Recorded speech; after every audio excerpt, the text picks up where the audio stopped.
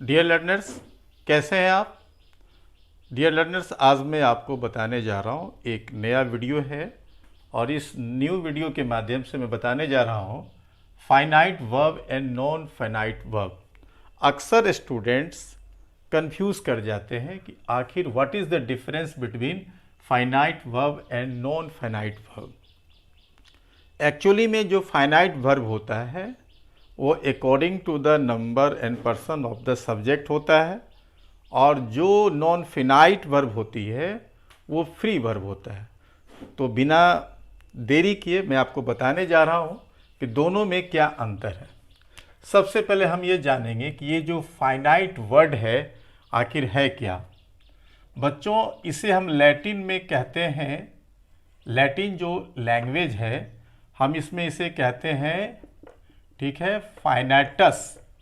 इसे हम फाइनाइटस कहते हैं, तो जिसका अर्थ होता है फिनिश। जैसे फिनिश का मतलब होता है समाप्त करना। कहने का मतलब इसमें क्या होती है, एक बाउंड्री होती है, ठीक है, एक बाउंड्री होती है। तो ये जो है बाउंड्री का मतलब एक सीमा होता है, अर्थात जो फाइनाइट वर्ब होती है उसका लिमिटेशन होता है, वो लिमिट होती है। कैसे लिमिट होती है मैं आपको एक एग्जाम्पल से बताने जा रहा हूँ। अगर मैंने एक सेंटेंस लिखा कि आई राइट, ठीक है, अ लेटर, तो बच्चों यहाँ देखें, या मैंने क्या लिखा, आई राइट अ लेटर। आप तो समझ रहे हैं कि ये एक सब्जेक्ट है आई, उसके बाद राइट है और अ लेटर है, ये सिंपल प्रेजेंट टेंस है, ठीक है। तो यहाँ जो राइट का यूज़ किया गया है तो हम इसको फाइनाइट कहेंगे, ठीक है। हम इसको क्या बोलेंगे, फाइनाइट वर्ब बोलेंगे। अब इसे हम फाइनाइट क्यों बोलेंगे, फाइनाइट इसीलिए बोलेंगे कि यहाँ जो राइट है ये अकॉर्डिंग टू द सब्जेक्ट है। अगर कोई भी वर्ब है, ठीक है, जो मेन वर्ब है या ऑर्डिनरी वर्ब है, अगर वो according to the number and person of the subject अगर यूज़ होता है तो उसे फाइनाइट कहते हैं। फाइनाइट का मतलब ये होता है कि एक तरह से ये सब्जेक्ट का गुलाम होता है, कि जैसा जो सब्जेक्ट होगा वैसा ही यहाँ वर्ब होगा। तो आप बिल्कुल यहाँ विजिबल है आई राइट अ लेटर, यहाँ राइट जो है वो फाइनाइट वर्ब है, ठीक है। तो चूंकि ये according to the number and person of the subject use होता है, जैसा सब्जेक्ट वैसा वर्ब। हम जानते हैं कि सिंपल प्रेजेंट टेंस में आई के साथ क्या लगता है, V1 लगता है, तो आई के साथ हम V1 दिए। आई फर्स्ट पर्सन भी है, सिंगुलर नंबर भी है। उसी तरह से यदि हम ही का यूज़ करेंगे तो यहाँ लिखेंगे ही राइट्स अ लेटर, वह पत्र लिखता है। अब आप हमसे पूछेंगे सर यहाँ पे राइट्स आ गया, यहाँ राइट था, तो एक्चुअली में ये वर्ब यहाँ चेंज हो गया, ठीक है। तो ये जो फाइनाइट वर्ब है ये according to the verb, sorry, according to the subject क्या होता है, चेंज हो जाता है। क्योंकि यहाँ सब्जेक्ट का नंबर भी बदल गया, पर्सन भी बदल गया। थर्ड पर्सन ये सिंगुलर नंबर है, सिंगुलर नंबर ये भी था लेकिन ये फर्स्ट पर्सन में था, और यहाँ पे ये थर्ड पर्सन सिंगुलर है, तो इसीलिए यहाँ पे राइट्स का यूज़ किया गया। कहने का मतलब फाइनाइट वर्ब जो होता है जैसा सब्जेक्ट होता है वैसा ही उसका वर्ब होता है। तो according to the number and person जो रूल है उसके मुताबिक हम फाइनाइट वर्ब का यूज़ करते हैं। तो यहाँ हमने फाइनाइट वर्ब का यूज़ किया राइट्स, अर्थात ये वर्ब स्वतंत्र नहीं होता, ये वर्ब जो होता है वो सब्जेक्ट का गुलाम होता है, अर्थात a finite verb is dominated by the subject.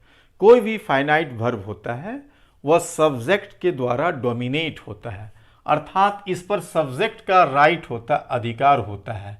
It is bound to the subject, ये सब्जेक्ट से बाहर नहीं जा सकता। इसीलिए आपने यहाँ देखा कि लैटिन में जो फाइनाइटस है, जिसको फिनिश कह सकते हैं, जिसका मतलब बाउंड्री भी होता है, मतलब सीमा, अर्थात उसका भी लिमिट है, वो लिमिट से बाहर नहीं जा सकता, तो इसीलिए हम इसे फाइनाइट वर्ब कहेंगे। तो मुझे आशा है बच्चों आप इसे समझ गए होंगे, फाइनाइट वर्ब। चलिए अब चलते हैं नॉन फिनाइट क्या है, कि नॉन जो फाइनाइट वर्ब होता है वो कैसे इससे अलग है। आप एक चीज़ देखेंगे कि कोई भी जो वर्ब का फॉर्मेशन होता है, जो बेस फॉर्म होता है, तो बेस फॉर्म तो दोनों एक ही होता है, वो तो उसका फॉर्मेशन हो गया, उसका स्ट्रक्चर हो गया, उसकी डिजाइनिंग हो गई। तो कहने का मतलब है जैसे राइट्स है, तो राइट्स यहाँ पे फॉर्म में ऑर्डिनरी वर्ब ये सही है, लेकिन प्रयोग में क्या होता है कि फाइनाइट होता है या नॉन फाइनाइट होता है। अब मैं आपको एक एग्जाम्पल के द्वारा बताऊंगा कि जो फाइनाइट वर्ब है और नॉन फाइनाइट है उस दोनों में क्या मुख्य अंतर है। मैं 2 सेंटेंस लिखता हूं, जैसे देखिए, ही लाइक्स टू प्ले, ठीक है, और या फिर अगला सेंटेंस में लिखता हूं दे, ठीक है। अब यहां लिखेंगे लाइक टू प्ले। देखिए दोनों सेंटेंस मैंने लिखा है, यहां लिखा हुआ है नंबर 1, ठीक है, यहां नंबर 2 कर देता हूं। नंबर 1 में लिखा हुआ है ही लाइक्स टू प्ले, वह खेलना पसंद करता है। और नंबर 2 में लिखा हुआ है दे लाइक टू प्ले, वे लोग खेलना पसंद करते हैं। लेकिन आप देखेंगे कि यहाँ लाइक्स लिखा हुआ, यहाँ लाइक लिखा हुआ है, तो जिसमें चेंजिंग हो गई, अर्थात ये सब्जेक्ट का गुलाम है। अब यहाँ थर्ड पर्सन प्लूरल नंबर हो गया दे, तो दे के अनुसार यहाँ हम जानते हैं कि वर्ब का बेस फॉर्म लगता है, तो लाइक का यूज हुआ। अब यहाँ थर्ड पर्सन सिंगुलर नंबर ही है, तो यहाँ पे वर्ब का 5 फॉर्म हुआ, 5th फॉर्म हुआ, अर्थात वर्ब के अंत में एस या येस लगता है, तो यहाँ लाइक्स हुआ। कहने का मतलब ये सब्जेक्ट से बाहर नहीं जा सकता, जैसा सब्जेक्ट होगा वैसा ही उसमें चेंजिंग होगी। लेकिन आप दोनों सेंटेंस में देखेंगे टू प्ले और यहाँ भी टू प्ले है, क्या दोनों में कोई चेंजिंग है? बताइए बताइए बच्चों, चेंजिंग नहीं ना है, बिल्कुल सेम है।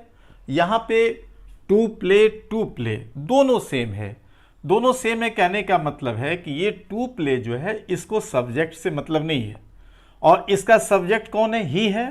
तो टू प्ले को ही से कोई मतलब नहीं है, ये फ्री वर्ब हो गया। क्या कौन सा वर्ब हो गया? ये फ्री हो गया। और यहाँ भी दे लाइक टू प्ले में यदि आप प्ले में जो अंडरलाइन किया गया है आप देखेंगे इसका भी दे से कोई मतलब नहीं, कोई ताल्लुकात नहीं है, तो ये भी फ्री वर्ब है। तो इसका मतलब ये हुआ कि these verbs are free from their respective subjects, कि ये जो वर्ब होते हैं जैसे टू प्ले है, यहाँ भी टू प्ले है, ये दोनों सब्जेक्ट से फ्री है। टू प्ले को भी यहाँ ही से मतलब नहीं है, यहाँ भी टू प्ले को दे से मतलब नहीं है। तो इस प्रकार ये टू प्ले दोनों क्या हो गए? नॉन फाइनाइट हो गए। ठीक है बच्चों, ये नॉन फाइनाइट हो गए, इनको फाइनाइट से कोई मतलब नहीं है, मतलब ये फाइनाइट से अलग है, इनको सब्जेक्ट से कोई मतलब नहीं है, यही डिफरेंसेस है बच्चों। और भी एग्जाम्पल आप दे सकते हैं, जैसे देखिए मैंने यहाँ लिखा, मान लीजिए अगर मैंने लिखा कि आई वांट टू, ठीक है, यहाँ हमने लिखा फ्लाई ए काइट, ठीक है, मैं एक पतंग उड़ाना चाहता हूँ। दूसरा सेंटेंस मैंने लिखा सी से कि सी वांट्स, ठीक है, टू फ्लाई अ काइट। आप देख रहे हैं I want to fly a kite, she wants to fly a kite. तो आप यहाँ देखेंगे यहाँ जो वांट्स है ये तो अकॉर्डिंग टू द सब्जेक्ट है, तो सी थर्ड पर्सन सिंगुलर नंबर है, तो इसलिए यहाँ पे वांट्स हुआ। और यहाँ आई फर्स्ट पर्सन सिंगुलर नंबर, इसलिए यहाँ वांट हुआ। हम जानते हैं कि आई एक एक्सेप्शन होता है, सिंगुलर होते भी यहाँ पे क्या होता है? वर्ब का बेस फॉर्म लगता है, तो आई वांट, लेकिन अकॉर्डिंग टू द सब्जेक्ट तो है, तो यहाँ वांट है, यहाँ वांट्स है। लेकिन आप हमें ये बताइए कि यहाँ पे फिर टू फ्लाई है, यहाँ भी टू फ्लाई है, अर्थात टू फ्लाई को आई से कोई मतलब नहीं है, और यहाँ भी टू फ्लाई को सी से कोई मतलब नहीं है। अब रह गई ये फ्ला अ काइट या फ्लाई अ काइट, तो ये एडजंक्ट्स है। दरअसल क्या होता है कि जो नॉन फिनाइट है इसके साथ जो भी अतिरिक्त शब्द आते हैं उसको हम एडजंक्ट्स कहते हैं, उसे हम क्या कहते हैं? एडजंक्ट्स कहते हैं, मतलब ये इसका अतिरिक्त वर्ड हुआ।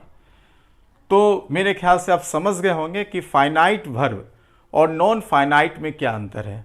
बच्चों जो नॉन फाइनाइट होते हैं वो भी 3 तरह के होते हैं, जो भी नॉन फाइनाइट होते हैं वो भी 3 प्रकार के होते हैं, जिसमें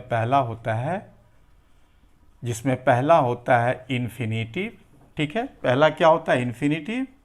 और दूसरा होता है आपका पार्टिसिपल, है ना, दूसरा होता है पार्टिसिपल, और तीसरा आपका होता है जीरंड।